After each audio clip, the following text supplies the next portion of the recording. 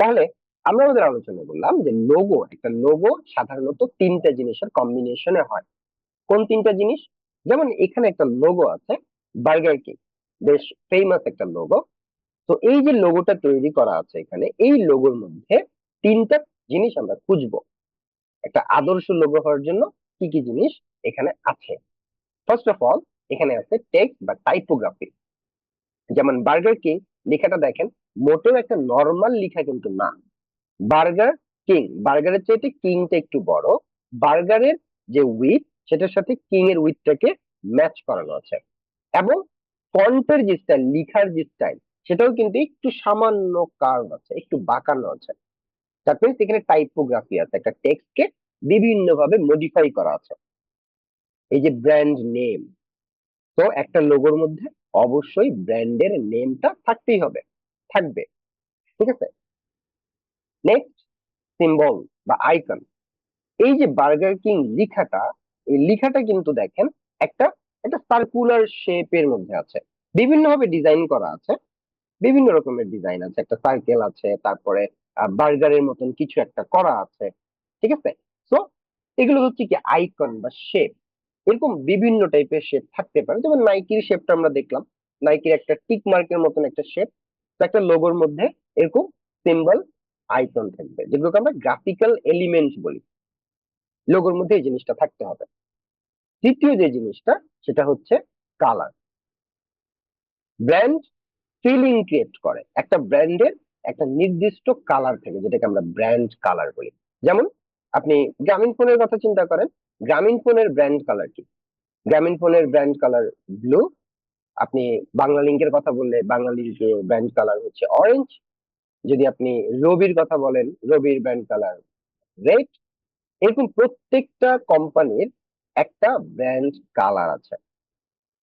So logo তৈরি করতে হলে অবশ্যই সেখানে কি থাকতে হবে? একটা কালার থাকতে হবে। কালার লেস কি কখনো লোগো হতে পারে? কালার ছাড়া আপনার কোনো সিম্বল ভিজিবিলিটি পাবে না, কোনো টেক্সট ভিজিবিলিটি পাবে না। তো অবশ্যই কালার থাকতে হবে। এখন কতগুলো কালার থাকতে হবে, থাকতে পারে, এগুলো নিয়ে আমাদের বিস্তর আলোচনা আছে। আমরা এটা নিয়ে অনেক আলোচনা করব। একটা আদর্শ লোগো তৈরি করার জন্য কয়টা কালার ব্যবহার করা যায়, সর্বোচ্চ কতগুলো কালার ব্যবহার করব, এই কালারের যে পেয়ারিংটা আছে, কোন কালারের সাথে কোন কালারটা ম্যাচ করতে হয়। যেমন এখানে আপনার রেড কালারের সাথে ইয়েলো বা গোল্ড কালার আছে, ব্লু কালার আছে। তাহলে এই কালার গুলোই কেন? এখানে কেন পিঙ্ক কালার নাই? এখানে কেন ভায়োলেট কালার নাই? এখানে কেন ব্ল্যাক কালার নাই? থাকতে তো পারতো। ইচ্ছা মতোই কি কালার ব্যবহার করা যায় কিনা, এই ব্যাপারগুলো নিয়ে আমাদের কিন্তু বিস্তারিত আলোচনা আছে সামনের দিনগুলোতে। তো একটা লোগো সাধারণত তিনটা জিনিসের কম্বিনেশনে হবে। একটা হচ্ছে সিম্বল বা আইকন, টেক্সট, যেটার মাধ্যমে আমরা ব্র্যান্ড নেমটা লিখবো। আর একটা হচ্ছে কালার, যেটা দিয়ে আমাদের ডিজাইনের ভিজিবিলিটি আসবে। এখানে বলে রাখি, সিম্বল বা আইকন ছাড়াও একটা লোগো হতে পারে। তবে যদি আপনি গভীরভাবে চিন্তা করেন যে শুধু একটা লেখা, যেমন বার্গার কিং ধরে নেন, এই ডিজাইনটাতে শুধু বার্গার কিং লেখাটা আছে, কোনো সিম্বল নাই, তাহলে কি এই যে তিনটে এলিমেন্টের মধ্যে কি একটা এলিমেন্ট আসলে মিসিং? না। এই যে লেখাটাকে যে মডিফাই করা হচ্ছে, এই লেখার মডিফিকেশনটাও এক ধরনের কিন্তু শেপ ক্রিয়েট করে। একটা ট্রায়াঙ্গেল শেপ হতে পারে, একটা শিল্ড হতে পারে, একটা সার্কেল সার্কেল হতে পারে, ইলিপ্টিক্যাল শেপ যেটাকে বলি, এই ধরনের কিন্তু হচ্ছে কি শেপ একটা আসবেই।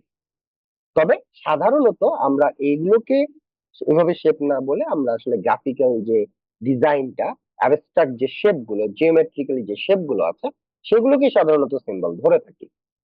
তার মানে তিনটার মধ্যে কখনো কখনো দুইটা দিয়েও, শুধু টেক্সট আর কালার, হয়তো সেটাকে কোনো টেক্সট থেকে হয়তো কোনো মডিফিকেশনও করা হলো না, এমনটা দিয়েও একটা পারফেক্ট লোগো হতে পারে। তবে একটা স্ট্যান্ডার্ড লোগো বা বর্তমান সময়ের সবচেয়ে জনপ্রিয় যেই টাইপ আছে লোগো টাইপ, আমরা আজকে লোগো টাইপ নিয়েও কথা বলবো। তো জনপ্রিয় লোগো টাইপের মধ্যে একটা লোগো টাইপ এটা। এই জনপ্রিয় লোগো টাইপের মধ্যে তিনটে এলিমেন্ট থাকবে: শেপ, টেক্সট এবং হচ্ছে কালার।